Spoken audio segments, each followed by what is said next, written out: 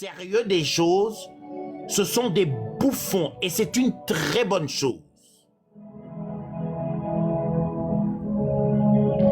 Vous voyez, on a repoussé ces modèles-là loin de la société. Alors, si on dit cela, hein, il y a une pute comme Madame Ebony ou je sais pas, hein, une folle comme... Oh, vous avez promis de ne pas insulter les mères. Vous avez promis de ne pas insulter les mères. Vous savez, ces obscurantistes m'empêchent de devenir quelqu'un de bien. Aussitôt que j'ai un obscurantiste dans ma tête, c'est sa mère, sa grand-mère. Il me dégoûte. Je suis dégoûté par ces gens-là. Vous voyez? Parce que je suis convaincu qu'ils sont malhonnêtes. Il n'y a pas moyen d'être aussi bête. Vous devez le faire parce que vous avez des intérêts. Hein, comme un mauvais politicien qui sait qu'il vole l'argent de l'État. Mais il va prétendre que, vous savez, nous n'avons pas bien compris. Nous avons établi les budgets, mais les budgets ont disparu. Hein, nous allons regarder un peu avec Moufoumounkin, hein, les grands féticheurs, il va... Voilà, des bêtises là, toute la population est confuse. Hein, on commence à croire à des conneries. Mais je vous dis aujourd'hui, si les politiciens africains sortaient et racontaient que, écoutez, l'argent a disparu parce que il y avait quelqu'un qui a fait des fétiches. Je vous garantis qu'ils auront du crédit à minimum 30%. 30% de la population va dire oui, c'est peut-être vrai. Vous savez, hein, ce budget a tendance à disparaître comme ça. Moi, je connais là-bas un Moulouba. Hein, il avait les Nkuba. Quand il tapait les Nkuba faisait partir l'argent. Moi, je vous dis, c'est vrai. Le président n'a pas volé. Il n'a pas volé. Ah, laisse ça avec cette histoire d'Aminata là. Ah. Tout le monde a une Aminata, n'est-ce pas? Hein? Regarde le ministre des Affaires étrangères, Aminata. Balthazar, l'enfant du trésorier, il a Aminata. Il faut laisser ces histoires-là. Ce sont des sorcières. Elles ont pris tout l'argent. Hein? Il faut appeler le grand-père. Lui, il va fixer le problème. Hein? Laissez... Voilà. Et ils auront 30% de crédit à dire une telle chose dans notre population. C'est ahurissant, hein? Ça se fait tous les jours. Tous les jours. C'était très facile de dire à nos peuples que leur fétiche, c'était le diable. Très facile. Le concept était déjà là. Le concept était déjà là. Et dans cette procédure, ils ont diabolisé même ce qui était important. Hein, parce que Kato n'est pas contre les pratiques spirituelles de son peuple. C'est pas ça la question. J'ai expliqué à trop. Où il faut mettre la question de la spiritualité. Je l'ai très bien expliqué. Mais eux, au nom de cet espace dans la conscience africaine, ce territoire où vous pouvez planter de graines d'obscurantisme à tout bout de champ, personne ne viendra vous emmerder. La terre de l'obscurantisme et de l'ignorance est fertile dans la communauté africaine.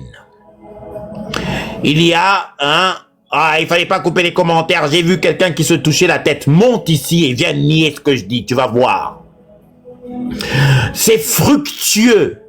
La terre de l'obscurantisme chez les Africains. Vous n'avez qu'à jeter des grains à tout bout de champ. Alors, c'est qui cette espèce de Cygnus?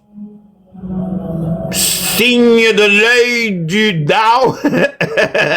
Il y a une obscurantiste qui a tous les signes de tout ce qu'il y a d'obscurantisme sur la planète Terre. Avec CYN dans leur nom. En fait, elle est la combinaison. Madame, pourquoi vous faites comme ça avec votre visage? Est-ce que moi je dis? C'est quoi ça? C'est quoi ça? Pourquoi vous faites?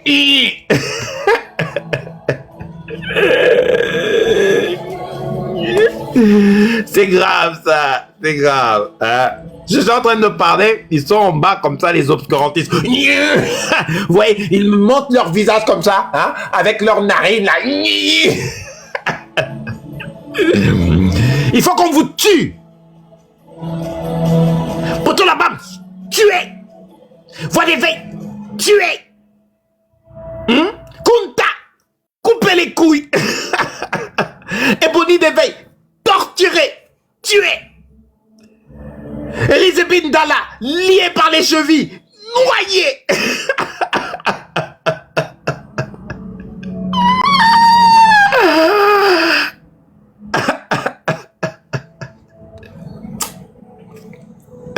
Libérez l'Afrique.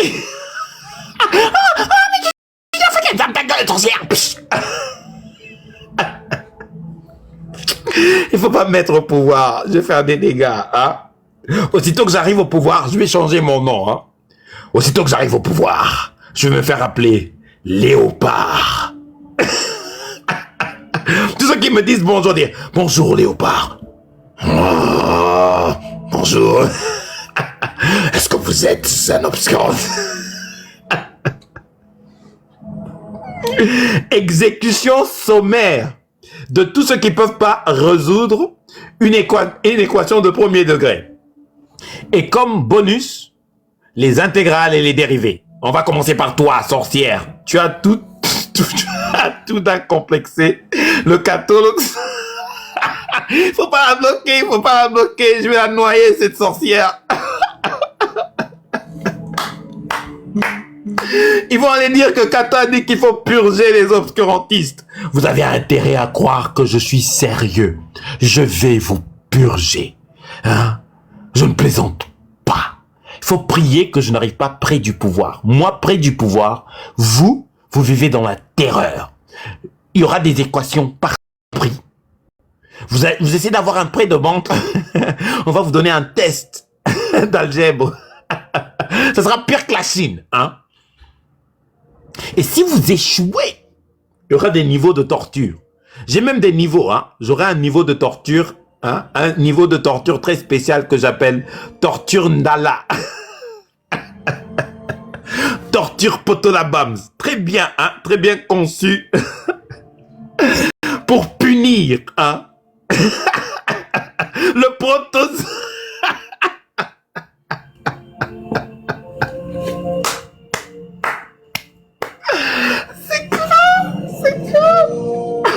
On va vendre des jouets basés sur cela et tout, hein. On aura, vous savez, hein, ces fours là qui représentaient comme ça, vous savez, il y avait un outil de torture que, hein, j'espère utiliser sur ces gens-là. Hein. C'était une espèce de cercueil qui ressemble à une femme, mais à l'intérieur il y a des piqûres comme ça et il y a des trucs pointus là où vous mettez quelqu'un et quand vous l'enfermez, ça pique la personne à l'intérieur. Comment ça s'appelle?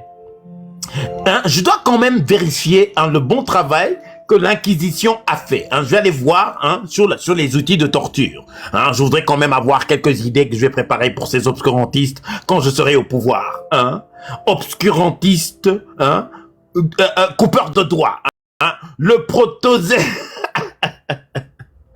Il faut comprendre, mes amis, ce qu'on a en face de nous. On a en face de nous des gens qui ne reculeront devant rien pour humilier, détruire le destin de nos enfants. Je ne plaisante pas, regardez-vous. Vous avez été forcés d'aller vivre ailleurs. Vous ne pouvez plus vivre en Afrique parce que les belliqueux, les obscurantistes, les planteurs du mal existent. Remplis d'eau où l'on peut voir le futur. Ils s'endorment et prennent des voyages à travers le monde. C'est le voyage astral. Ils peuvent traverser des murs. Ils peuvent vous dire ce que viendra demain. Un boconon assis avec des sales pieds et des petites noires comme ça peut vous dire si vous allez devenir millionnaire ou pas. Apparemment, ça ne marche que pour les politiciens qui tuent des gens. Vous, il faudra revenir demain à 25 000 balles. Hein? C'était la première classe. Ils se foutent de votre gueule constamment. Le plus grand danger pour la communauté africaine, ce sont les nôtres qui se déguisent, qui se cachent sous les traits des peuples d'Afrique. Méfiez-vous. en terre-mère, en terre des peuples hein, qui sont dans la diaspora et chez les peuples des mers. Les trois lieux, terre-mère, peuple des mers, diaspora. Il y a des sorcières, des sorciers, des gourous, des obscurantistes, des opposants à la science, les forces du mal, les inspirés des forêts, les inspirés des déserts. Ces gens-là se sont unis comme Voltron pour détruire l'Afrique. J'espère que vous savez ce que c'est que Voltron. C'est un Voltron d'ignorance. Un peu comme ça, comme Power Ranger. Ils se sont associés et ils ont produit le mal. C'est ce qu'ils ont fait. Et aujourd'hui, parce qu'ils sont médiocres, les belliqueux, les médiocres sont devenus les meilleurs. L'ignorance est devenue le modèle de réflexion. Nous réfléchissons à travers la spéculation. On ne veut pas la précision, la raison sur la raison. Alors on invente.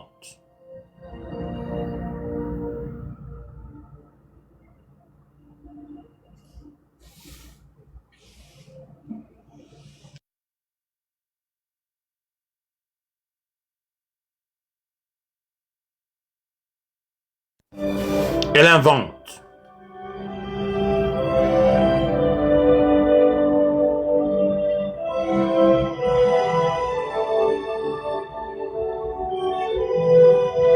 Cette proposition, ce modèle, elle sort des choses, hein, cette idéologie ignoble, sort des choses pour tuer l'Afrique.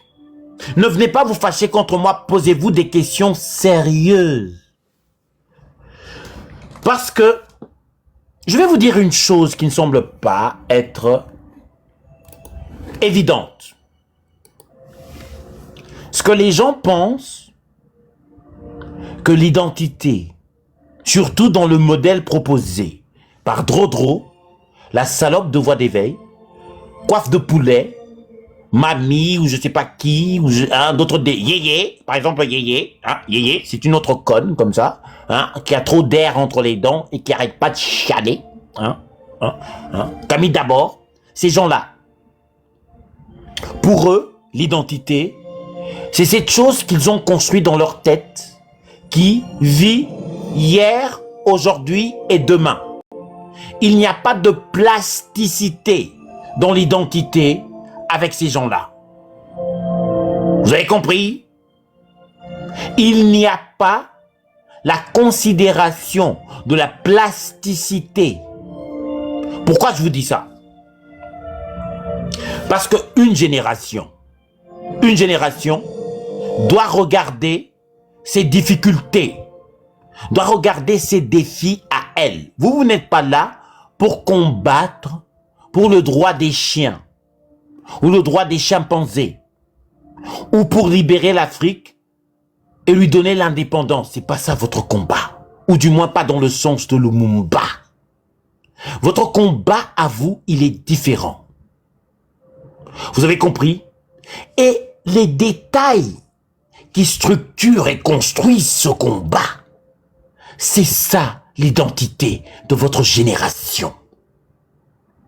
On ne vit qu'une fois.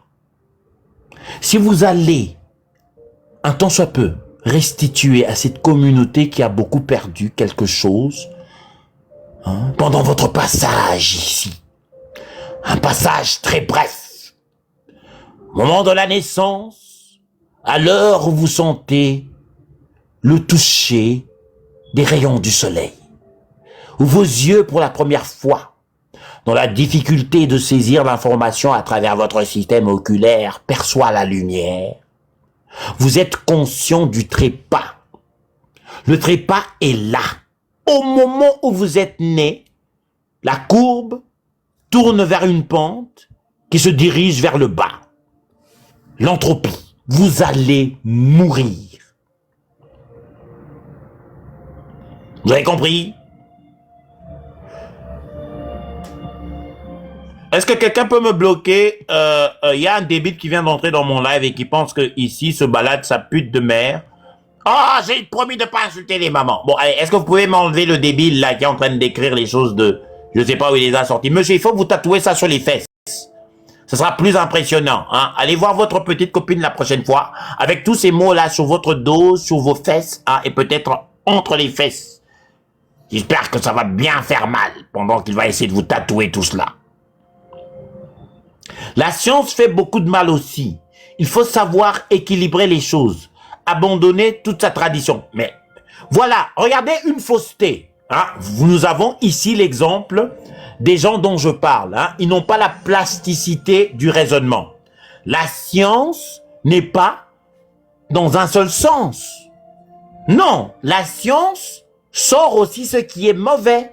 On n'a pas, quand vous dites équilibrer, on peut équilibrer en ayant la science comme le socle de raisonnement d'une société.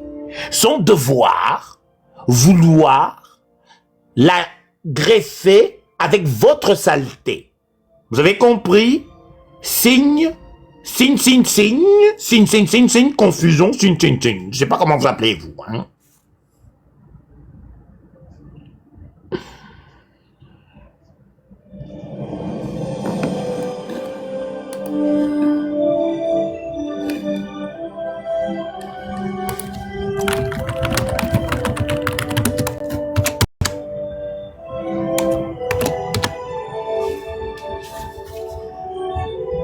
Mais je suis sérieux. C'est-à-dire que on peut construire une société et la balancer sans avoir besoin de vous, sorcière que vous êtes.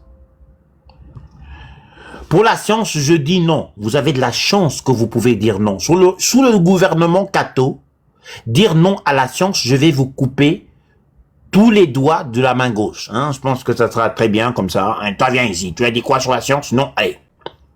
L'oculaire, enlevez-le. Le pouce, est-ce que je peux me faire de la sauce avec son index? Je ne sais pas, j'ai jamais testé la viande humaine. C'est ce que je ferai avec vous. Vous avez de la chance. Vous êtes tolérés en Afrique parce que l'Afrique est par terre. Vous existez, vous les obscurantistes, et vous votez chez Obosso comme ce que l'Afrique représente. Vous voyez?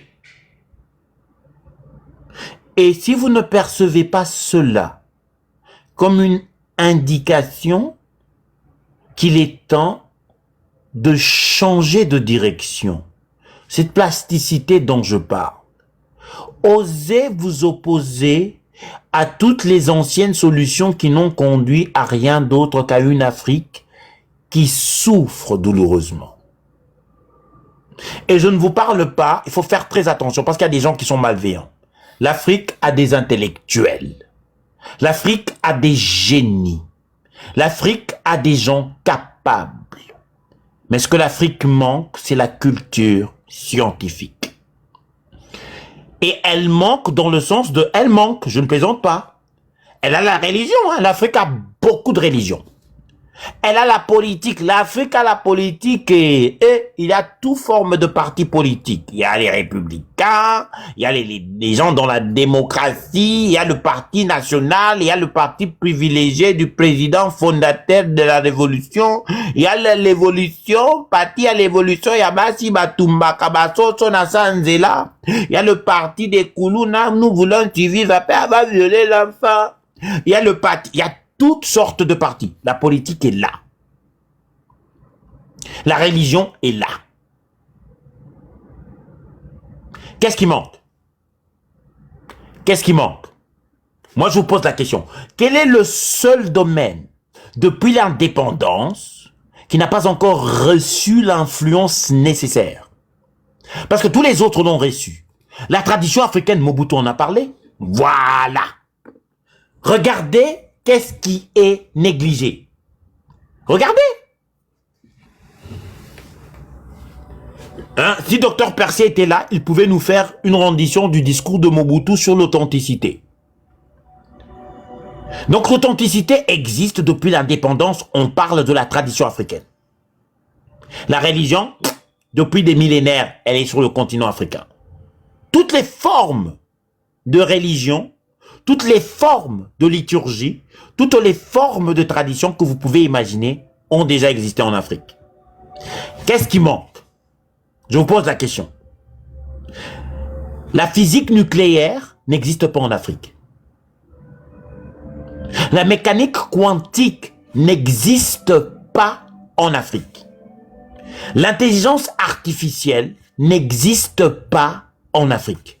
L'Internet est un problème en Afrique. Je vous parle des institutions qui ont marqué la révolution des temps modernes. Et ça manque en Afrique, depuis après l'indépendance. Et vous savez aussi ce qui manque en Afrique? La paix, le bonheur, le privilège. Nos jeunes n'ont pas de boulot. Ils sont des esclaves. Il n'y a pas de démocratie. Il n'y a pas de respect du droit du citoyen. Toutes les choses qui sont liées au raisonnement pédagogique, scientifique, eh bien, il n'y en a pas. Eh bien, il n'y en a pas. Et madame, un signe vert de couleur jaune appelé signe de la fesse du dindon, pense que c'est à cause de mes maîtres. Donc, il y a des gens en Afrique qui pensent encore que les maîtres existent. Donc, pour eux, même quand les choses vont mal, il ne faut pas assumer la responsabilité du combat.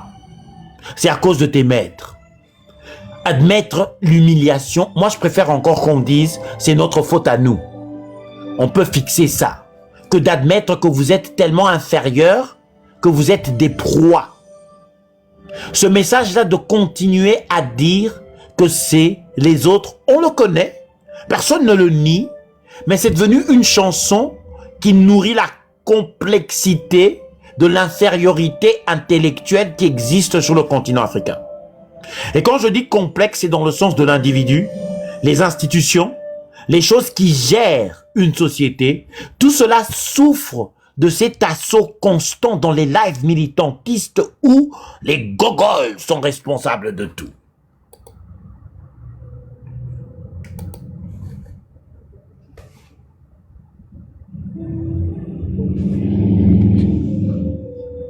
Vous avez compris? C'est ça qui manque. Allez voir, allez voir. Allez voir l'évolution de toutes les autres branches du vivre ensemble. Et regardez ce qui arrive à la science en Afrique. Simplement par chiffre temporellement. Vous serez pressé de trouver une industrie qui a commencé après l'indépendance, qui a été maintenue jusqu'à aujourd'hui, qui a évolué avec la technologie de cette industrie-là, maintenue par les Africains. C'est-à-dire qu'il n'y a aucune industrie où les Africains peuvent prendre autorité sur le marché international. Simplement parce que le produit qui doit sortir demande des intellectuels, des ingénieurs. Et vous savez, là où l'Afrique n'a pas, c'est dans les intellectuels et les ingénieurs. Et vous savez, là où l'Afrique néglige tout, dans l'éducation et la science. Et comment est-ce qu'une génération tout entière, comme cette idiote de Signe, peut penser que nous allons tout balancer? Madame, vous n'avez rien entre les mains pour balancer, idiote que tu es. Tu descends d'une société qui est incapable de produire des chaussures pour son peuple depuis qu'elle a trouvé l'indépendance. Tu descends d'une société qui ne peut même pas produire des fourchettes depuis l'indépendance jusqu'à aujourd'hui. C'est-à-dire que les produits les plus simples à produire, l'Afrique n'arrive pas à les sortir. Mais si c'est sur le continent africain, vous pouvez garantir qu'il y a un Libanais derrière, un Blanc derrière, un Chinois derrière. Mesdames et messieurs, si on vous dit que vous êtes plus proche du bonobo que de l'homme, ne vous fâchez pas. Parce que vous savez qui d'autre ne produit rien? Les bonobos. Les bonobos ne produisent rien. Ah, attendez, ils produisent du bruit. Vous savez que les bonobos se rassemblent en groupe aussi? C'est ce que font les bonobos.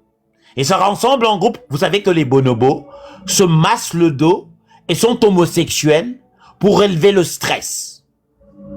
C'est pas très loin hein, de l'homo sapiens, mais de certains homo sapiens s'ils ne produisent pas. Vous voyez? Vous vous fâchez pourquoi? Kato vous a traité de singe? Non, j'ai pas dit ça. J'ai dit que vous êtes très près. Si vous ne produisez pas. Voilà. Nous allons être des bonobos woubi. C'est ce que nous allons être, des bonobos woubi. Si les obscurantistes continuent à gagner. Écoutez, c'est difficile. Je sais. Ce n'est pas facile de parler de science parce que ça peut faire peur. Je vous comprends. Mais ça ne vous empêche pas d'être des disciples de la raison sur la raison. Ça ne vous empêche pas de défendre et de comprendre que ce qui est proposé ici est primordial à notre communauté, si non pas la seule primauté à engager aujourd'hui pour notre communauté. On va dire que Kato dit des mots difficiles. Ce que je suis en train de dire, c'est que vous devez centraliser la science dans le mouvement de renaissance africain.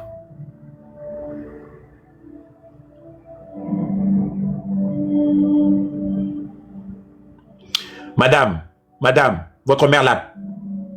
Est-ce que je peux insulter la mère de cette dame agnostique? Est-ce que je peux l'insulter?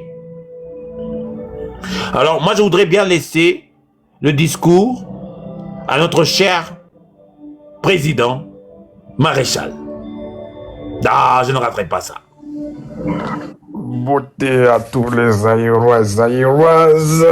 Je vous salue, chère population, chers scientifiques.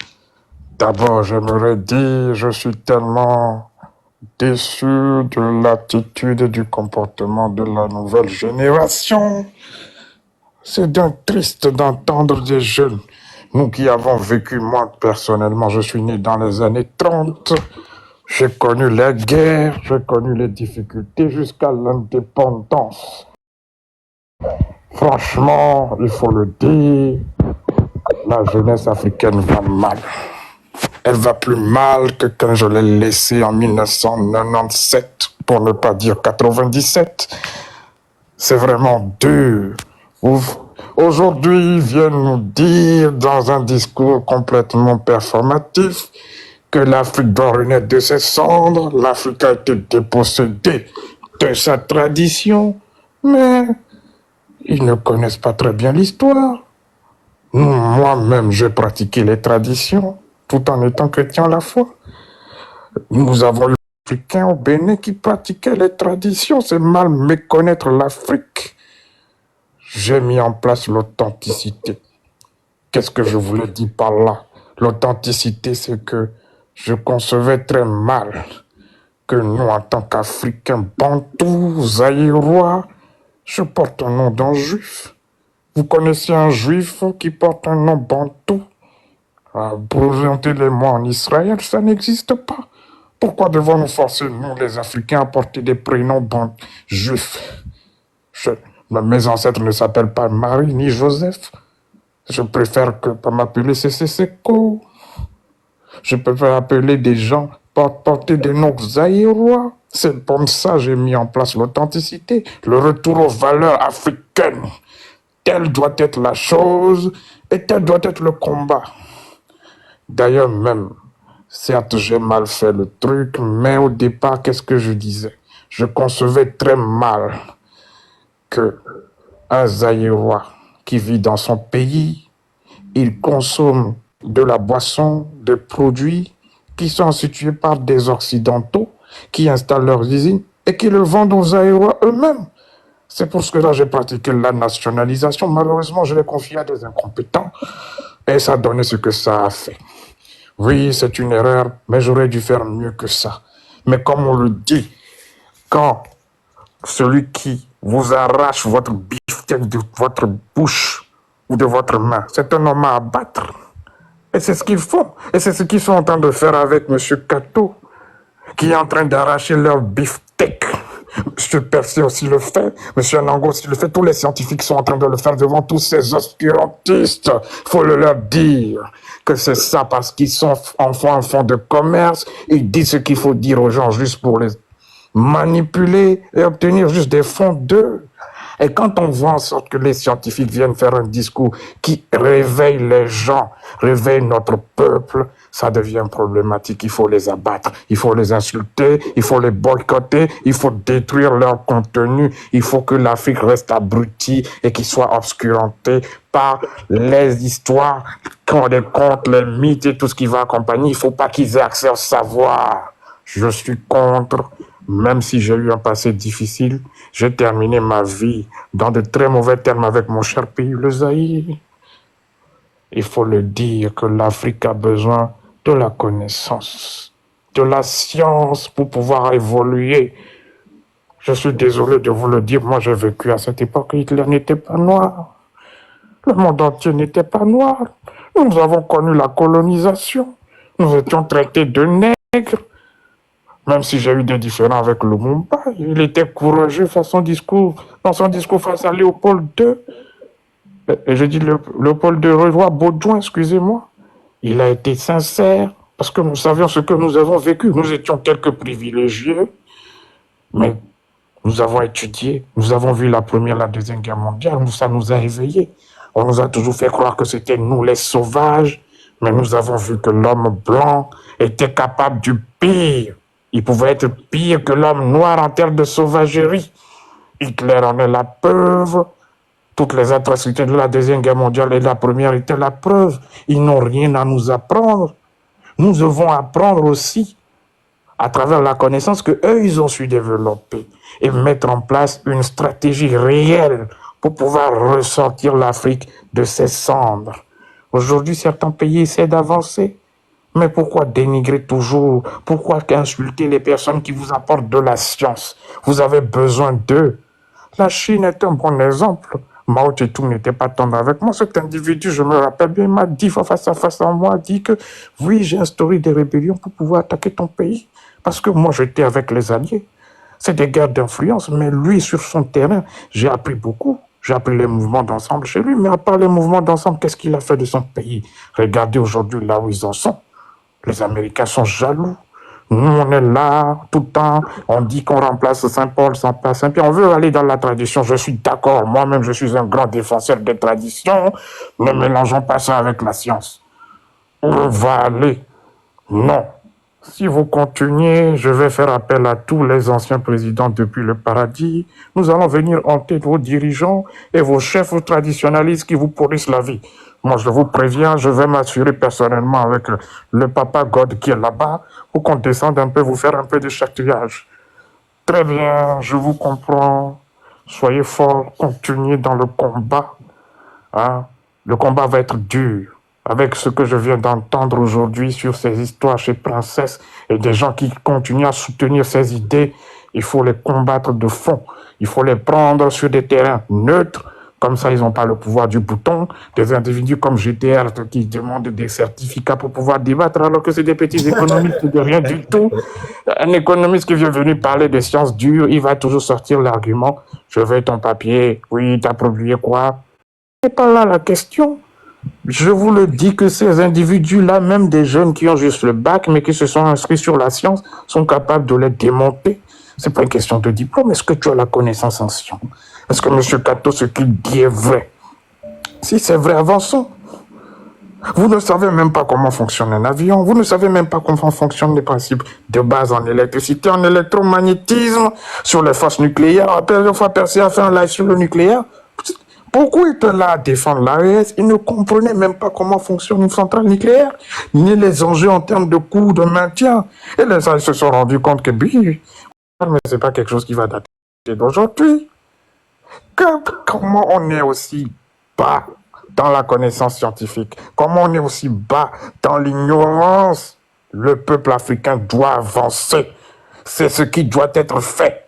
Et si vous ne consentez pas à cela, moi, nous vous prévenons, vos dirigeants là, dans le sens de l'eau, nous viendrons vous hanter jusqu'à ce que vous preniez des décisions radicales qui font avancer le pays. L'Afrique doit se réveiller, la jeunesse africaine, oyez, Papa Mobutu, oyez, Kato, oyez, Percé, oyez, les obscurantistes, à bas. Merci beaucoup et comprenez toujours les émotions du maréchal. merci beaucoup, Papa Maréchal. Comme vous venez de l'entendre, hein, ce discours de libérer les Africains des Occidentaux a même déjà été politisé. Est-ce qu'on dit politisé ou politicisé? Bon, je sais plus, moi. Hein? Ça a été instrumentalisé dans la politique. Pourquoi c'est important que vous compreniez ce que ce cher maréchal, hein, sous les traits de ce grand docteur Percé, vient de nous dire? Politisé, voilà. C'est-à-dire que ce besoin, hein, que nous avons en Afrique, nous avons une tolérance incroyable à cette chose qu'on appelle la spiritualité. Ça a pris des formes qui représentent la conscience des Africains. Les politiciens l'utilisent tout le temps. Quand ils veulent dire oui à la France et aux étrangers, là on n'entend plus parler d'authenticité. Mais quand on les emmerde, soudainement ils veulent le support du peuple, soudainement nous sommes des Africains. La chose existe sur le territoire depuis longtemps. Mais qu'est-ce qui n'existe pas? Parce que ça c'est la politique. Qu'est-ce qui n'existe pas?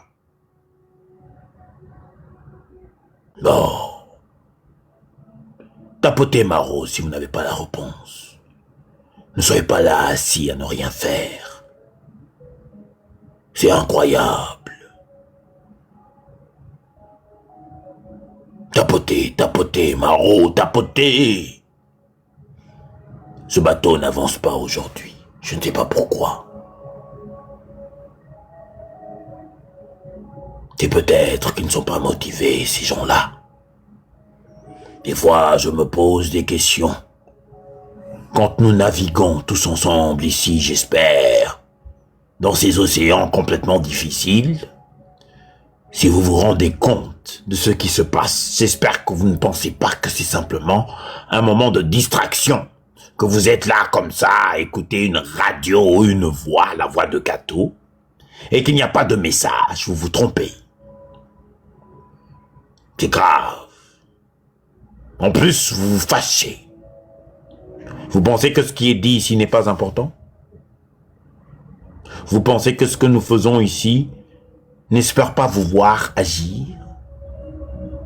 Est-ce que vous comprenez que c'est par détresse, parce que nous sommes désespérés, que nous faisons ce que nous faisons? Parce qu'honnêtement, ce combat contre les forces obscurantistes, pourquoi je le fais? Ben, j'ai pas à le faire. Les garanties de gagner n'existent même pas. En moyenne, hein, si je fais un exercice de probabilité, je quitterai cette planète avec une communauté africaine qui aura bougé d'à peine une personne sur une ligne d'1 million.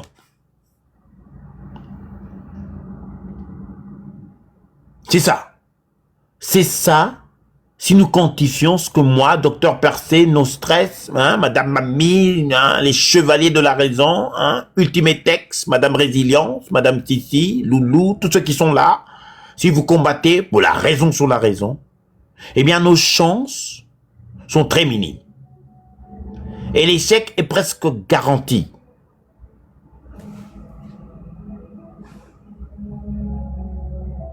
Ou du moins, moi, je suis presque certain que je mourrai sans voir les fruits que j'espérais, hein, cueillir. Une Afrique qui brille. Ça, je le sais. Alors pourquoi je viens ici? Pourquoi perdre du temps? Pourquoi venir vous crier ici, hein, pendant que vous tapotez à peine? Parce que la valeur n'est pas dans la victoire, à mes yeux.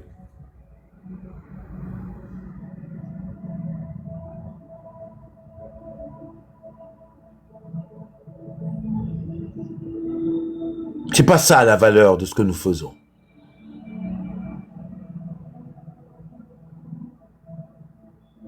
Imaginez un livre 2 fois plus gros, plus grand, plus lourd que ces autres livres lourds là. Plus lourds que la Bible, plus lourds que le Coran, plus lourds que ces choses-là. Et que, il y a peut-être 300, 400 histoires à l'intérieur. Chacune de ces histoires, une page, qui rapidement, comme ça, d'une manière succincte, raconte l'histoire d'un événement. On va pousser à 2000 pages. 2000 pages, ça existe ça, des livres de 2000 pages?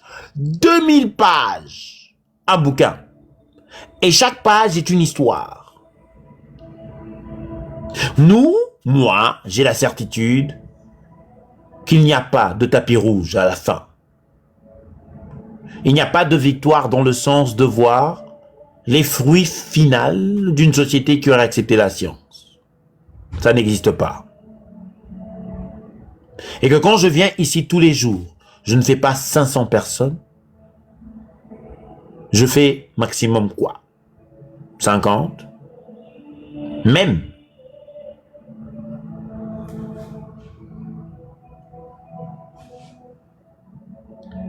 Mais je ne peux pas dormir.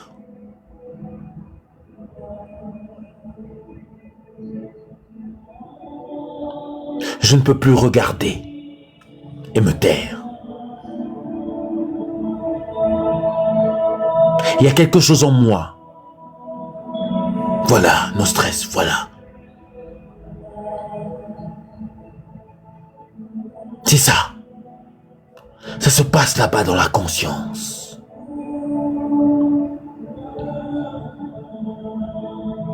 Et la marque d'un héros, comme on dit, c'est comment il sait être soi-même pendant son existence.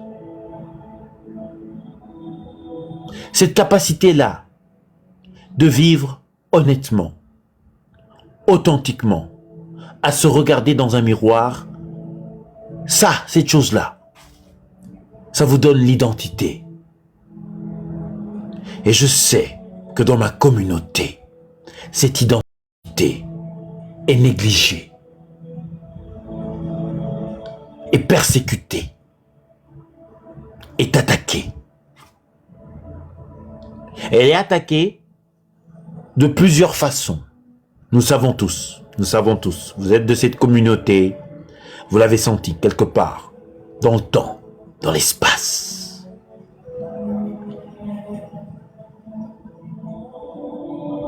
Et quand tout cela a culminé dans ma conscience, il y a cette simple vérité, que la science est aussi négligée et pourtant c'est un outil important pour rétribuer ces choses-là. Alors il faut faire le travail pour pouvoir se regarder dans un miroir. Il faut dénoncer ce type de mal qui pourrit une communauté au point de permettre que les meilleurs sont traités comme les derniers, que les premiers sont renvoyés, que les belliqueux sont supportés. C'est-à-dire que nous avons donné à notre communauté une image de brigands, de vauriens, de fainéants, de tolérants à l'humiliation. C'est ça que nous faisons quand nous restons en silence. Nous pouvons applaudir les Lumumba, les Thomas Sankara. Vous pouvez applaudir ceux qui font des lives. Et peut-être que dans le contexte dont ils vous parlent, ils vont vous innocenter, mais pas ici. Parce que nous ne sommes pas comme les autres. Nous espérons avoir raison sur ça. Nous savons que c'est vous et moi. Nous sommes ceux-là que nous attendons. Nous sommes des renforts. Et comme le dit Shaw, si pas nous, qui? Si pas maintenant, quand? Rappelez-vous là, hein, faut mettre ça dans votre tête là. Si pas nous, qui sommes-nous pour pousser cette responsabilité à l'autre? Si pas maintenant, quand? Car remettre à demain ce qui peut être fait aujourd'hui est important. Bonsoir, Monsieur Anongo. Grand plaisir de vous avoir sur ce live.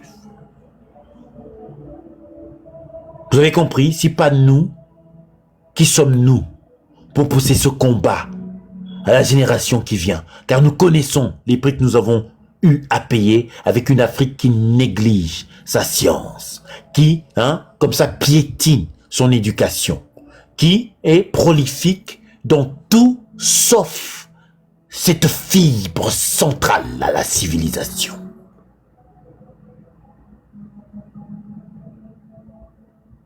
Ah non, poteau là-bas,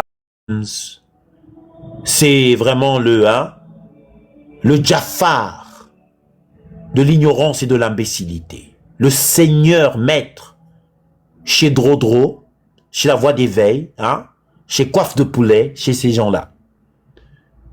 Et c'est d'eux dont nous parlons aujourd'hui. Vous pouvez applaudir cette bêtise, mais ça va coûter au nôtre pendant très longtemps. C'est dur de sortir d'un tel obscurantisme. Surtout quand ça ne produit rien. Ah, moi je suis convaincu qu'il ment. Moi je lui ai dit ça, Monsieur Anongo, je suis convaincu que ce type-là ne peut pas être électricien. Il n'y a pas moyen. Il n'y a pas moyen. Je crois qu'il ment. Pour dire les choses qu'il dit en public et avoir des gens, du support. Regardez comment il salit les scientifiques. Un débile. Et c'est de l'humiliation pour toute notre communauté, pour nos enfants et pour leur futur. Ces gens-là créent un environnement qui est rempli de stéréotypes étrangers.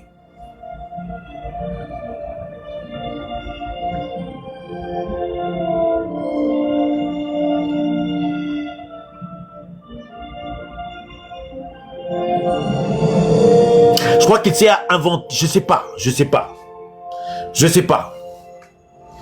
C'est dur de percevoir ces gens-là, parce qu'on ne peut pas, vous savez, moi, je peux vous montrer mon travail, je peux vous montrer ce que je fais, je peux vous montrer quelle partie inclut l'algèbre linéaire, les vecteurs, comment je les utilise dans ce qu'on appelle le rigging, Vous pouvez voir ça avec mes applications en C et en Python. Je peux le faire maintenant, je peux le faire maintenant, je peux le faire. Je suis là en train de le faire maintenant. Et ces gens-là, comme ça, ont de l'autorité dans la communauté. Vous voyez, je suis là, je dois faire bouger ces choses-là. Alors, j'écris des applications, voilà. Pour écrire une application, tu vas là-bas. Vous voyez, ça écrit quoi? C'est écrit quoi? Boum. Vous voyez, c'est là que tu édites ton script. Et tout ce que tu fais est sorti là-bas. Et voici sont mes scripts. Ça, ce sont les scripts que j'écris en Python et en C++. C'est ça. C'est ce que font les ingénieurs. J'en ai un là, j'ai appelé un, il s'appelle test. J'ai des noms bidons comme ça. Vous voyez? C'est de la logique pure. Et ça va faire fonctionner ce mec-là.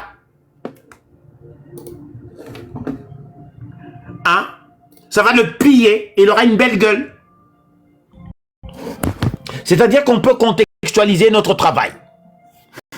Et comment ça entre, c'est très très dur. C'est très très dur à faire, je vous promets. Je vous promets que vous emmenez quelqu'un dans l'ingénierat 3D. Ce que moi je fais. Essayez d'entrer voir. Moi je vous défie de venir faire un tour dans ce que font les ingénieurs 3D quand nous faisons de la réalité augmentée.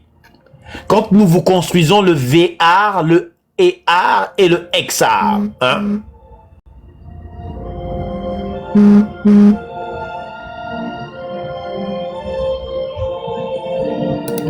Vous comprenez?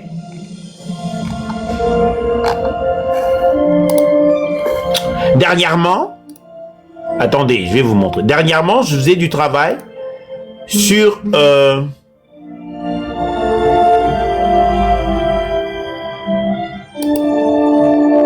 Voilà. Alors, pour ceux qui regardent ce que je fais, hein, ça s'appelle... Faut prendre le site. Vous voyez, il y a des leçons là-dessus. Ça vous dit quoi? Digital Imaging. Vous voyez? Ce sont les différentes classes. Et vous savez, ça ressemble à quoi? C'est ça. C'est ça que Kato fait tous les jours quand les gens viennent jouer avec lui. Attendez que je vous montre les fonctions, vous allez voir. Ça va vous péter l'esprit.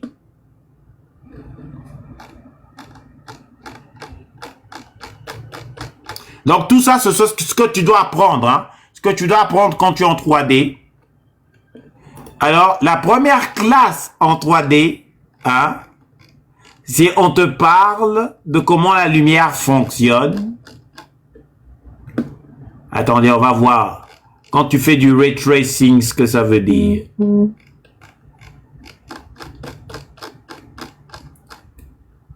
Implementation of ray tracing. Oh là, ces mecs-là, ils sont pas prêts.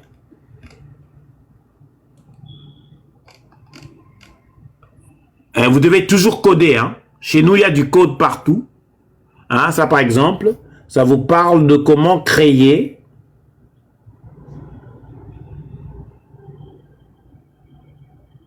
Et vous devez écrire un code Fresnel en bas. Ça vous mange l'esprit. Hein. C'est pour ça que je ne dors pas. Je suis toujours fatigué. Hein.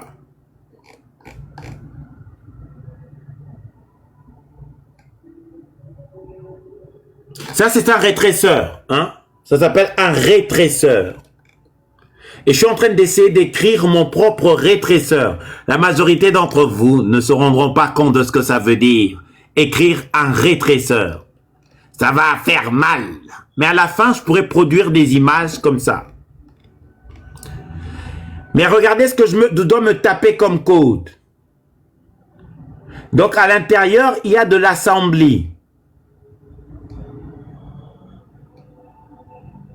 Ça, c'est pour écrire mon propre rétréceur. C'est ce que j'essaie de faire. Hein?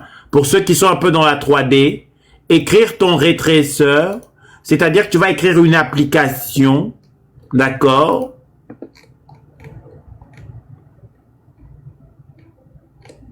Et ça doit être écrit en C. Hein?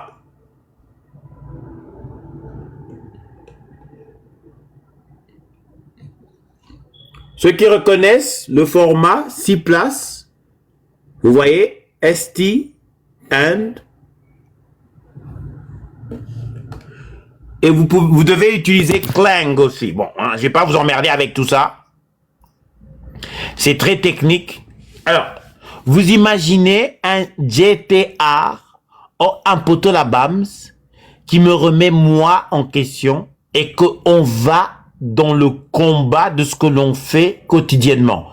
Mais ils ne vont même pas suivre. J'ai choisi une section d'ingénierat qui est très très rare et incroyablement difficile. C'est pour ça que je ne peux pas faire ça en Afrique. Ça n'existe pas. La technologie de la 3D n'existe pas en Afrique.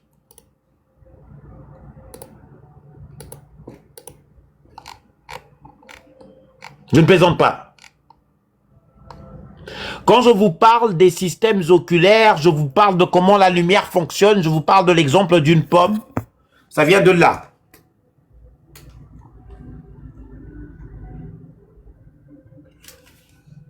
Vous voyez, quand je vous parle de comment l'information fonctionne et que ça entre dans l'œil, et que je vous parle de la lumière, C'est parce que c'est ce que j'apprends, moi. Vous comprenez?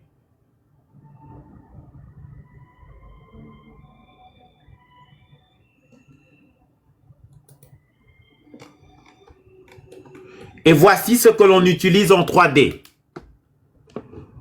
Vous avez vu? C'est quoi ça?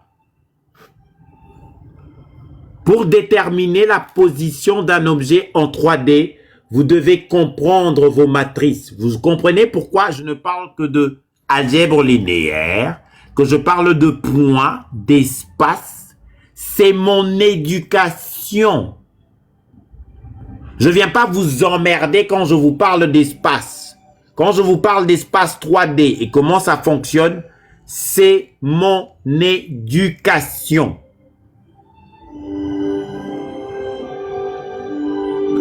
Et tout en 3D vient dans une matrix 4/4. C'est littéralement mon éducation. Vous voyez, quand petit GTR là vient m'emmerder,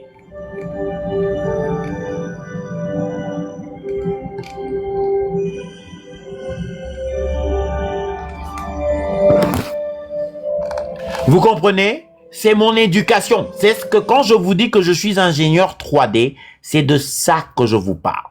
Ok? Je ne vous parle pas. C'est pour ça que j'ai pas le temps des fois de même commencer parce que je sais que l'imbécile n'a aucune notion de où je vais. Je peux parler des mathématiques, je peux parler de comment la lumière fonctionne.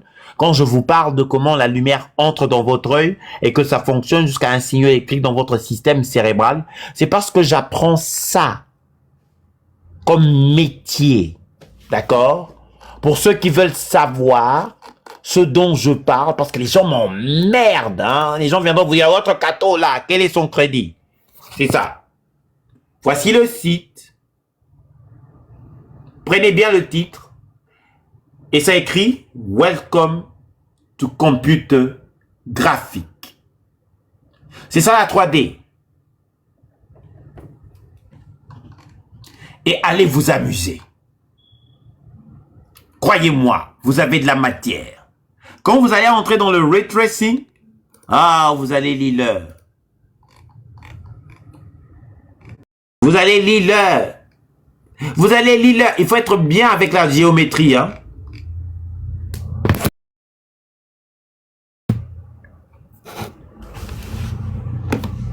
Non, non, non, Python, c'est parce que quand vous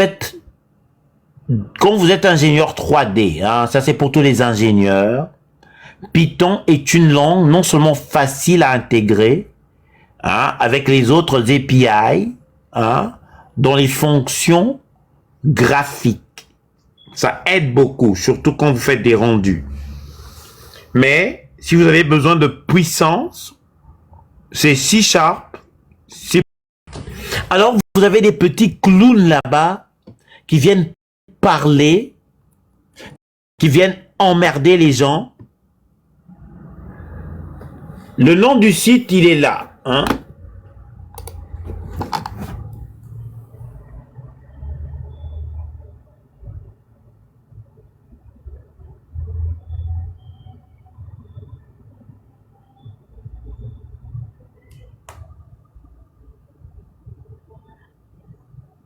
C'est scratchepixel.com. Donc en fait, Mais c'est le une nom question de Cameroun, c'est localité. récent. Mais laisse-moi finir, maman. Aïe.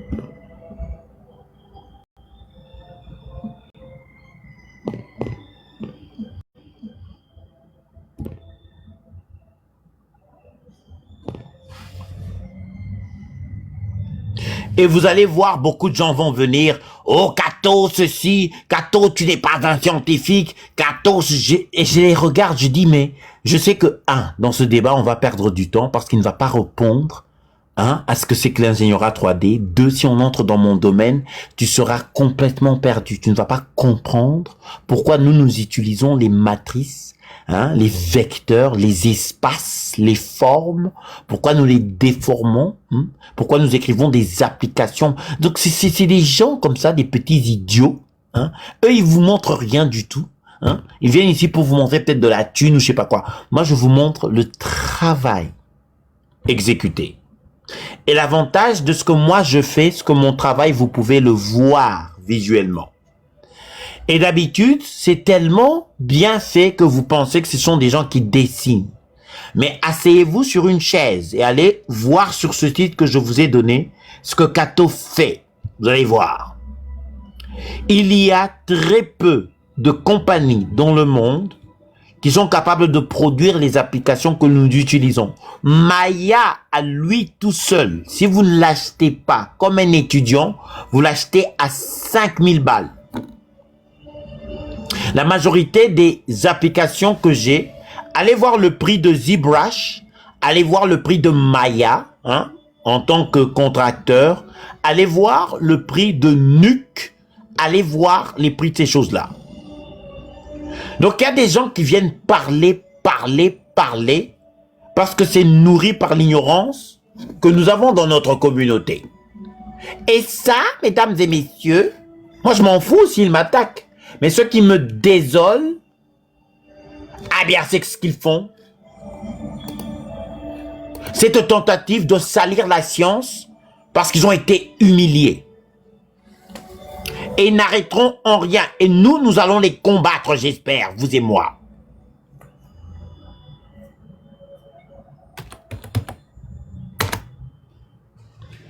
Oh, je l'espère. Oh, je l'espère.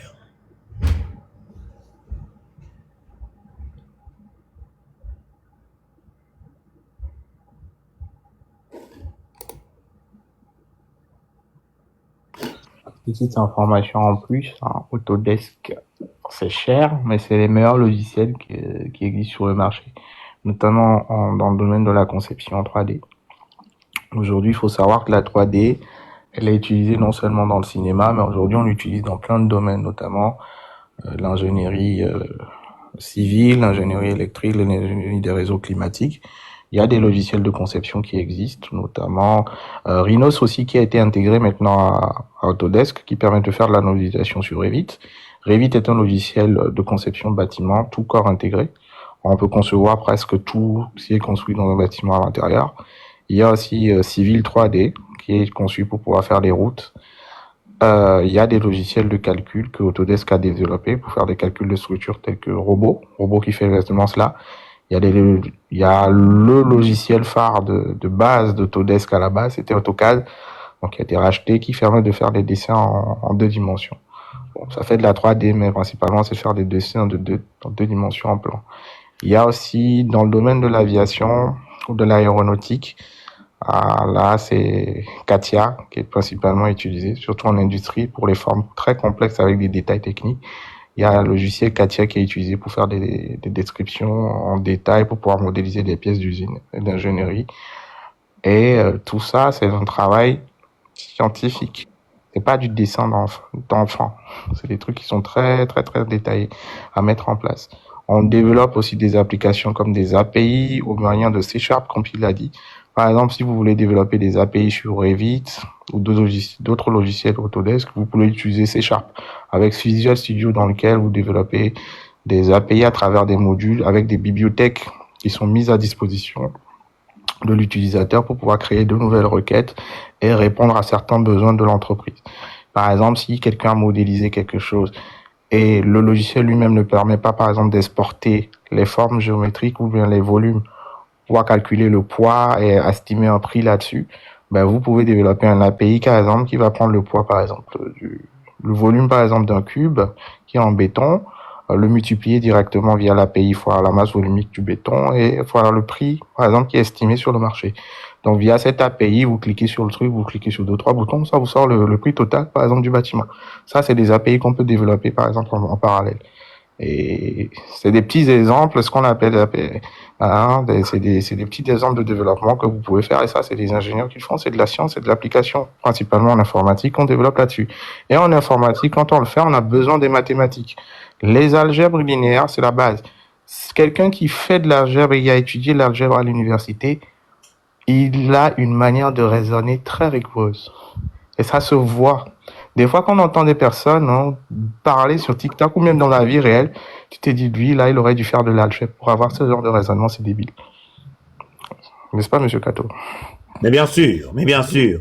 Et pour ceux qui nous suivent, j'espère que vous savez ce que c'est qu'un API. Hein, d'habitude, hein, j'espère que vous comprenez hein, quand on vous parle. Hein, si vous avez un paquet, imaginez, vous savez ce que c'est qu'un API, vous voulez savoir ou pas? Parce que moi, j'ai pas envie de perdre mon temps. Vous tapotez pas, de toute façon. Ça sert à rien de leur expliquer. Tapotez, Maro, hein, ou partez, vous servez à rien. Ici, c'est la rigueur. Vous devez étudier, vous concentrer. C'est une librairie, pas seulement une librairie, mais elle a pour but de permettre à d'autres librairies qui appartiennent à d'autres individus de venir exploiter le contenu de votre ville. Hein? La librairie est là pour vous laisser avoir accès à la ville. Il faut faire très attention. Ce n'est pas comme un module. Un module est une librairie qui vient avec des components, c'est-à-dire des petits snippets de code que vous ajoutez à un paquet. Un API, c'est non seulement cette librairie, mais elle vous donne accès à la ville où se trouve la librairie. Donc, ma ville a ma librairie, ta ville a ta librairie, et je voudrais avoir accès à tout ce qui se passe dans ta ville. Et ta librairie me permettra de connecter sur ma librairie pour que je puisse manipuler les feux de transport, par exemple, ou je sais pas quoi, chez toi. C'est une librairie très particulière. Alors, ce que moi, j'ai travaillé dans l'architecture, vous avez ce que vous appelez un BIM modèle, B-I-M. Docteur Percé, est-ce que je me trompe? Oui, Building Information Modeling. That's right. Et vous prenez ce BIM-là quand il est fini, car il contient toutes les informations. Vous sortez ce dont vous n'avez pas besoin. D'habitude, c'est ce que je faisais. Et je vais entrer dans l'API de Rivet ou de je sais pas quoi, parce que j'ai pas envie de faire des rendus là-bas. J'ai envie de faire des rendus dans je sais pas moi, RenderMan qui appartient à Pixar. Qu'est-ce que je vais faire?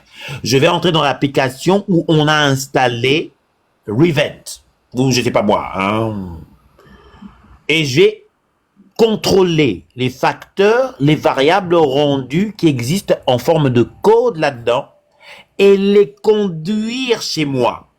Donc, je peux faire les rendus en utilisant les fonctions d'une application à travers sa librairie API, avec ma librairie API, en utilisant ce qu'il me propose. Donc, je vais l'importer comme un module et je vais avoir accès aux commandes qu'ils mettent valables pour moi, bien sûr. Il ne faut pas tout me donner. Mais, vous pouvez faire ça avec ça. C'est très important. Docteur Percé, est-ce que je me trompe? Effectivement, c'est comme ça. Alors, je vais vous montrer, le temps que Kato continue l'explication, je vais vous montrer c'est quoi un modèle BIM. Voilà, c'est en architecture ou en génie logiciel de bâtiment. Un modèle BIM, juste 2 secondes. Oh là là là là, c'est compliqué, ce logiciel. Attendez 2 secondes, je vous arrête. Je reviens. Voilà. Alors, ici, vous avez un peu des snippets de ce qui se fait en science. Parce que ici, on ne viendra pas juste raconter des conneries. On peut vous montrer le résultat de ces choses-là. Alors, il faut avoir confiance en ce que nous percevons dans ce combat qui vilifie, qui humilie, qui salit, qui crache sur ce que nous faisons en tant que scientifiques, ou en tant qu'ingénieurs, ou en tant que véreux de science, ou vous, étudiants de la science, amoureux de la science, défenseurs du bouclier de la raison sur la raison. Vous avez compris? Et tapoté. Alors, petite explication. Voilà. Alors, juste vous pouvez incliner votre écran. Je vais vous montrer c'est quoi un modèle BIM. Un modèle BIM, en général, c'est une représentation, excusez-moi. C'est une représentation d'un bâtiment. Ça, c'est le logiciel, par exemple, Revit. Donc, il a parlé tout à l'heure, c'est toujours Autodesk qui le fait. Hein, c'est un bâtiment que vous allez concevoir, par exemple, hein, et vous allez avoir une représentation en 3 dimensions des éléments principaux du bâtiment, c'est-à-dire portes, fenêtres, murs, tout ce qui va avec, c'est bien représenté en 3 dimensions. Et ces éléments-là vont être par la suite être suivis et étudiés avant la conception du bâtiment et après. Donc principalement, c'est qu'on a un jumeau numérique, c'est-à-dire, bon, c'est pas vraiment, on va pas aller dans le détail, mais voilà, tous ces bâtiments sont un jumeau virtuel du bâtiment réel. Et quand on le représente comme ça en virtuel, vous voyez par exemple, il y a des éléments présents en virtuel où on a besoin de les faire interagir avec d'autres logiciels. Ce logiciel Revit permet de pouvoir concevoir le bâtiment en 3D. On va tout dessiner, on peut enlever des choses pour bien visualiser des choses. Par exemple, enlever la toiture pour bien voir l'intérieur des murs, pour savoir où elle se situe. Et une fois on connaît chaque élément, on va renseigner des informations très importantes. Par exemple, le mur, en quelle matière c'est fait, quel type de briques est constitué à l'intérieur, quel type de couche de couleur, bon, même si ça se voit visuellement, on va dire telle peinture a été mise en place, quel enduit, s'il y a par exemple des chauffages ou par exemple des meubliers, ça va être intégré dans le modèle 3D. Et ça, en fait, on va l'exporter, par exemple, pour pouvoir faire du rendu. Et Kato aura besoin, par exemple, de pouvoir utiliser des API pour pouvoir l'exporter et facilement le manipuler dans d'autres logiciels où là, c'est juste une représentation en dessin, comme vous le voyez. Mais Kato, par exemple, lui, il est spécialiste en 3D, il va pouvoir appliquer des textures pour pouvoir rendre le bâtiment très réaliste. Là, on a l'impression d'être en un dessin animé et tout. Et lui, il va pouvoir utiliser de la texture pour rendre ça très réaliste pour pouvoir le présenter, par exemple, lors d'un projet. Par exemple, quand on présente les projets de construction, vous voyez, c'est un peu réaliste et bien joli et tout. Ça, par exemple, c'est le travail de Kato. Les ingénieurs, par exemple, ou tout le reste, ou les ingénieurs BIM, eux, leur travail, c'est de manipuler cette maquette 3D et d'informer en temps réel le comportement du bâtiment dans la réalité et d'informer toutes les informations dans la 3 dimensions. Par exemple, si un mur doit être remplacé ou il a une fissure, on va l'intégrer dans un logiciel BIM et on va renseigner également dans le modèle 3 dimensions que ce mur-là a tel problème. Ça permet de suivre en temps réel toutes les modifications qui ont été opérées sur le bâtiment et souvent ça permet de gagner en temps, en coût et en heure sur le temps. Voilà, c'est comme ça se passe un peu le modèle BIM. D'accord. Est-ce que vous pouvez remontrer le modèle, s'il vous plaît, docteur Percy? Oui, il n'y a pas de souci. Attendez. Est-ce que vous pouvez allumer la valeur sélection pour que l'on puisse voir ce que nous appelons? Alors ça, c'est une vidéo. Ah, c'est une vidéo. Ok, d'accord. Oui, c'est une vidéo, mais j'ai des logiciels de conception BIM. Par exemple, j'ai FBIM. Par exemple, je peux ouvrir une maquette sur mon ordinateur, vous montrer. Attendez 2 secondes. Ok, d'accord. Quand un modèle vient d'une autre application, je vais vous expliquer ce qui se passe pour que vous compreniez où se trouve le travail. Il faut vous initier à ces choses-là parce que nous voulons ces technologies en Afrique. Alors ouvrez vos oreilles. Aujourd'hui, c'est un peu plus rigoureux. Il n'y a pas de la récréation.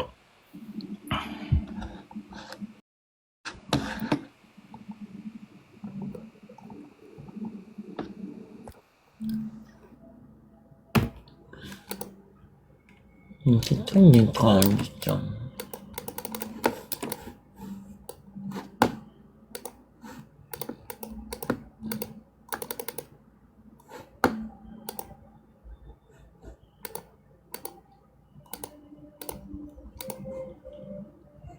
Qu'est-ce que ça veut dire, ça?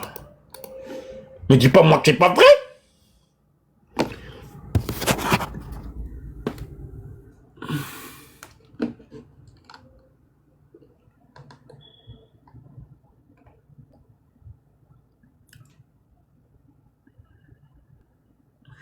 Alors, aujourd'hui, vous allez comprendre aussi ce qui se passe avec les jeux vidéo, les problèmes des cartes graphiques. Alors, ce que vous voyez là-bas, regardez la complexité des petits carrés que vous voyez. Attendez, je vais mettre un peu de lumière.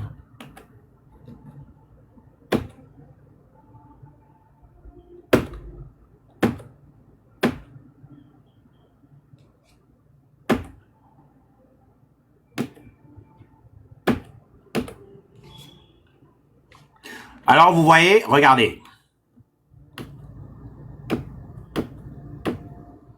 Ça veut dire qu'il n'y a plus de lumière, par exemple. Oh, c'est trop de travail pour l'instant. J'ai pas envie de faire ce travail. Merde. Merde, pourquoi j'ai décidé de faire ça? Qu'est-ce qui m'a pris? Oh, je suis complètement débile. Oh, pourquoi? Pourquoi est-ce que j'ai fait ça? Oh, pourquoi? Bon, alors, en l'occurrence,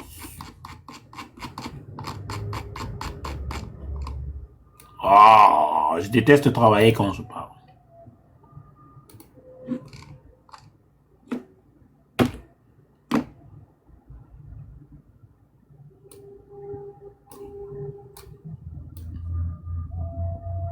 Seems that things are blocked.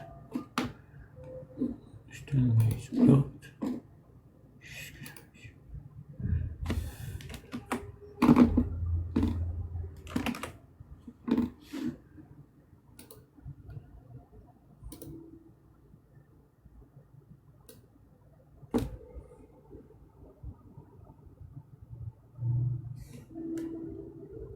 Alors regardez bien, vous voyez. Si vous remarquez, je viens d'ajouter les ombres. Il n'y a pas encore de couleur. Peut-être sur cet arbre-là, il y a de la couleur. Mais attendez. J'aurais pas dû faire ça. Ça prend trop de temps. Alors ça, c'est un rendu.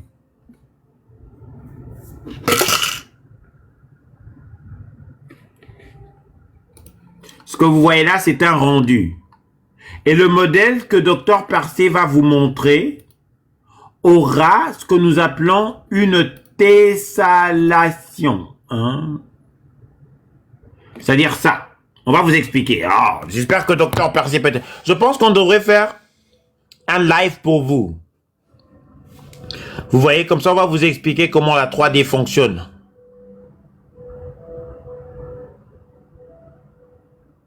Vous voyez? Parce que c'est important que vous compreniez. Et dans la 3D, c'est une technologie qui demande beaucoup de secteurs. C'est très compliqué. Très compliqué.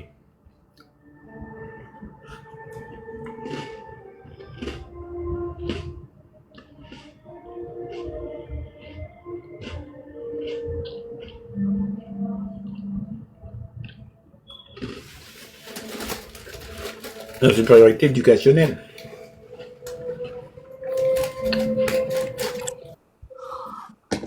Alors, ça c'est par exemple un logiciel qui a été développé qu'on appelle Cloud Compare. En 3D, il y a plusieurs types de représentations. La représentation mesh, la représentation géométrique normale avec des vecteurs, et il y a la représentation qu'on appelle aussi celle des nuages de points. En fait, les nuages de points, c'est quoi? C'est-à-dire qu'on va prendre un scanner qui va envoyer un laser dans toutes les directions et capter la lumière des surfaces qu'elle repère. Et après, elle va les reprojeter en 3 dimensions, et elle va représenter tous ces points-là.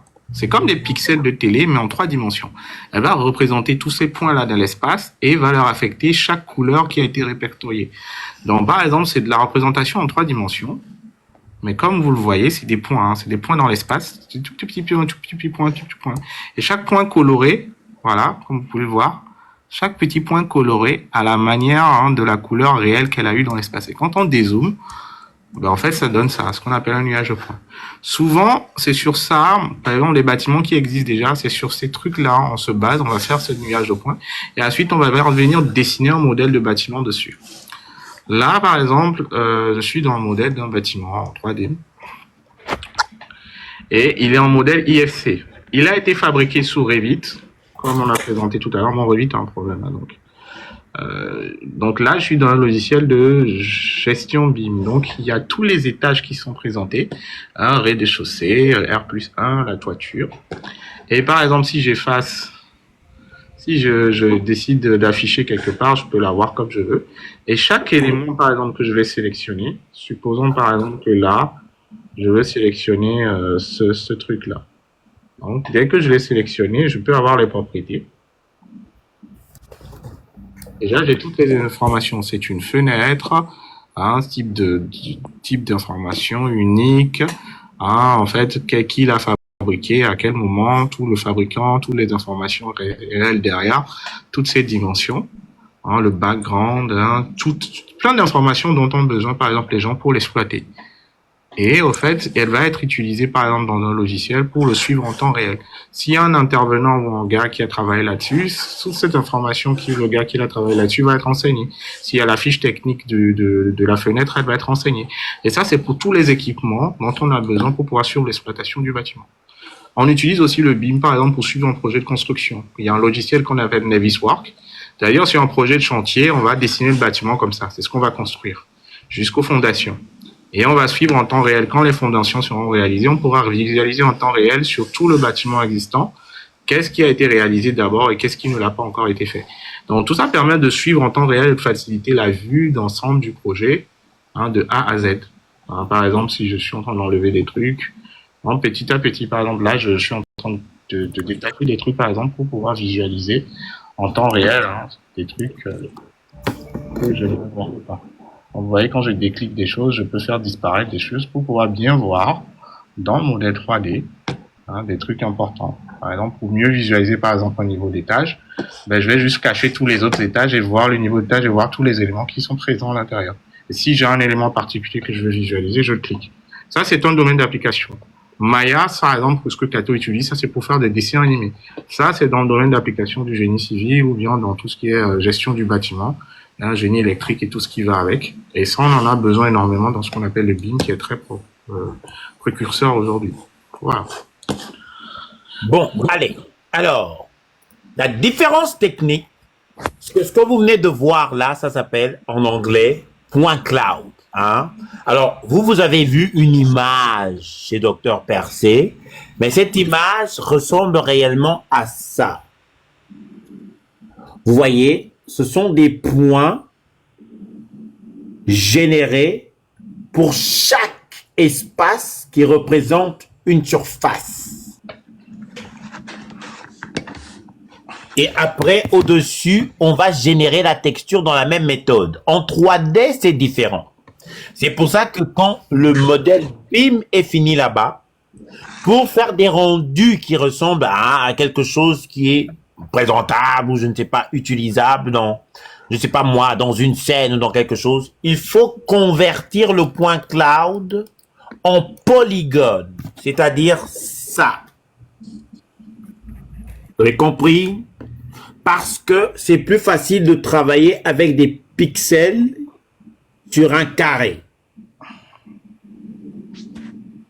Vous voyez? Mais ce n'est pas la forme finale. La forme finale, c'est quelque chose comme ça. Vous voyez?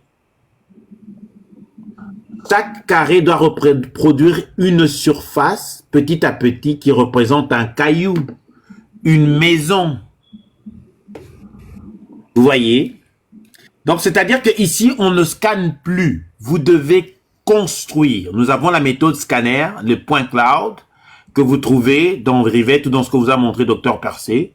Mais pour avoir des rendus, il faudra les convertir en polygones. Rhino fait quelque chose que vous appelez les NURBS. Hein, ce sont des surfaces. Ici, nous avons des polygones. C'est un peu difficile à expliquer, mais sur Kamanga, nous allons tout vous expliquer. Comme ça, vous allez tout comprendre et vous serez prêts au combat. Vous avez compris, bande de marauds?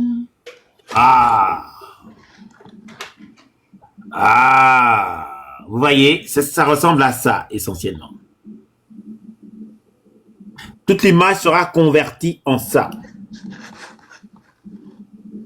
Pour pouvoir manipuler les rendus, pour avoir des résultats, comme... Quoi, par exemple? Attendez, je vais voir ce que je peux trouver. Comme ça, par exemple.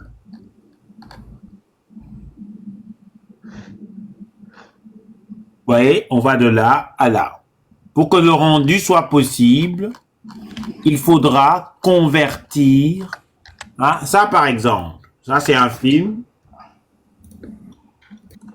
dont on a fait les rendus. Vous voyez, les lumières Les différents niveaux, le ciel, tout cela, c'est de la 3D. Hein. Il n'y a rien de réel dans tout ça.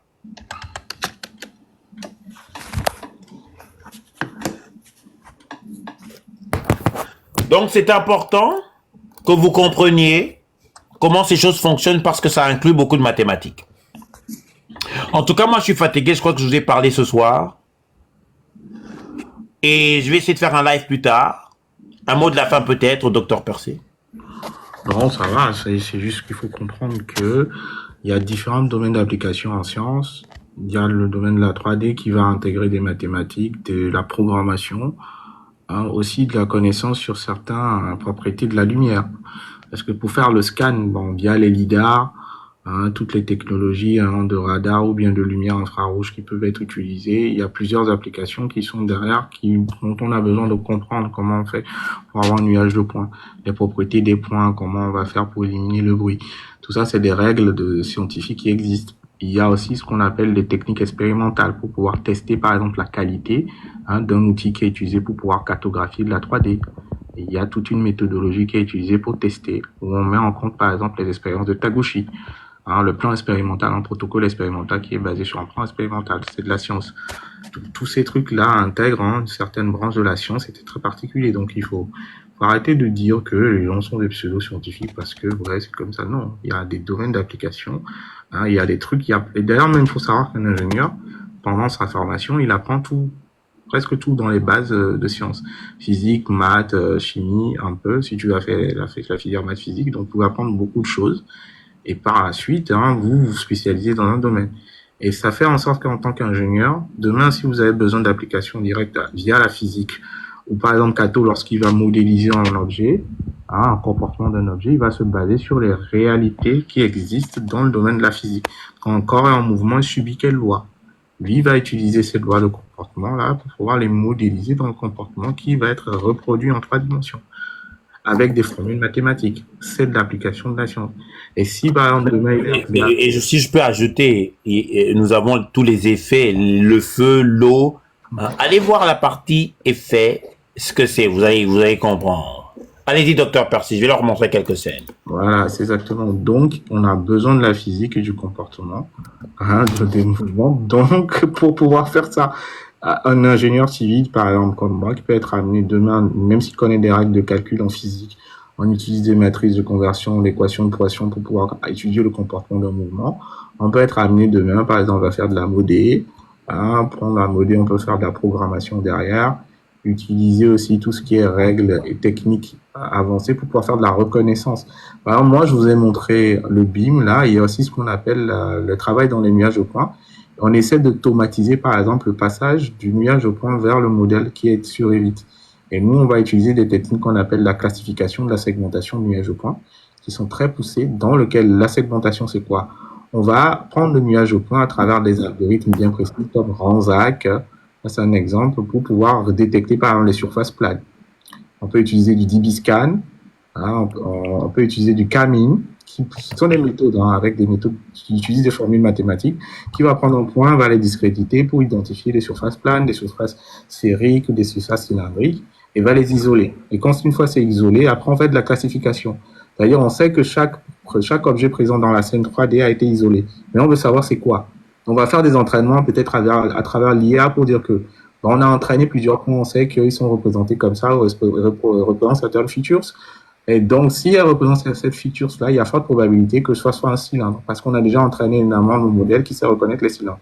Donc, la forme là qu'on a segmentée, ben, ça peut être un cylindre. Une fois c'est détecté, on va l'affecter la classe de cylindre.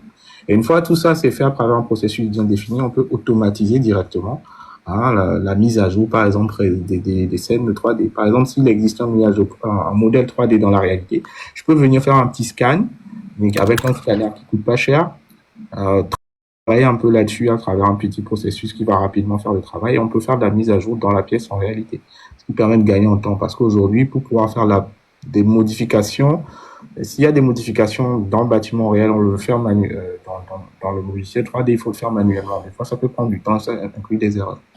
Donc, c'est plusieurs applications. Donc, quand on est scientifique, surtout on fait de la recherche, on est ingénieur, on est amené un jour, par exemple, à travailler sur plusieurs projets différents. Escato qui est un ingénieur 3D, il peut travailler par exemple en automobile, il peut travailler par exemple dans le domaine du cinéma, peut-être qu'il peut travailler aussi également dans le domaine de l'ingénierie civile, pour pouvoir faire des rendus. Il y a plein d'applications qui lui est ouvertes là-dessus. Voilà, c'est à peu près ça. Voilà, voilà, voilà. Alors, nous allons développer tout cela plus tard, hein. Quand on aura, je crois que je vais faire un live pour essayer un peu d'entrer dans ces technologies, hein, parce que nous devons la reprendre en Afrique, hein, et nous allons aller dans les différentes stratosphères de ce que c'est que cette technologie. En tout cas, merci beaucoup, hein. Moi, je vais partir. Merci d'avoir été là, merci de nous avoir écoutés, et j'espère vous voir bientôt. Je suis super fatigué, j'arrive plus à respirer. J'arrive plus à regarder autour de moi, j'arrive plus à dormir. Qu'est-ce qui m'arrive? Je crois que j'ai besoin de vacances. J'ai besoin de vacances. Vous m'avez fatigué. Vous êtes des obscurantistes, hein, et vous devez combattre les forces du mal avec moi. Ah, j'ai perdu ma voix, je comprends plus, je me sens complètement perdu. J'espère que vous serez là la prochaine fois pour tapoter, parce que là, vous m'avez épuisé. J'ai plus de voix. Je vais partir. Bye bye. Bonsoir. Hasta la vista. À la prochaine. Aïe. Bye.